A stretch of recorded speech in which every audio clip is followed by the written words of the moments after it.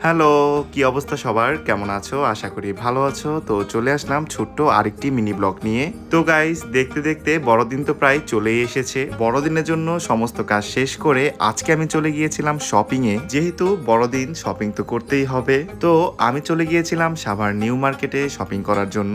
আর এইদিকে শপিং করতে গেলে মাথা পুরাই নষ্ট হয়ে যায় কি রেখে কি কিনবো। তো এই তো দেখো আমি কিন্তু সবগুলো কাপড়ই পরে পরে ট্রায়াল দিয়ে দেখছিলাম যে আমাকে কোনটা ভালো লাগে।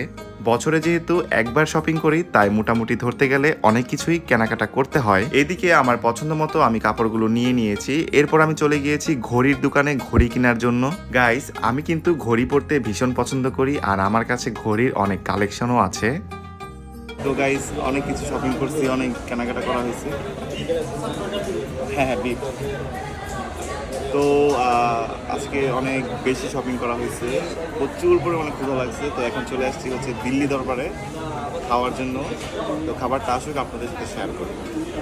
এদিকে শপিং করতে করতে প্রচুর পরিমাণের ক্ষুধা লেগে গিয়েছিল, তাই আমি চলে গিয়েছিলাম দিল্লি দরবারে। আর এইখানে অর্ডার করে নিয়েছিলাম মজাদার একটা চাউমিন।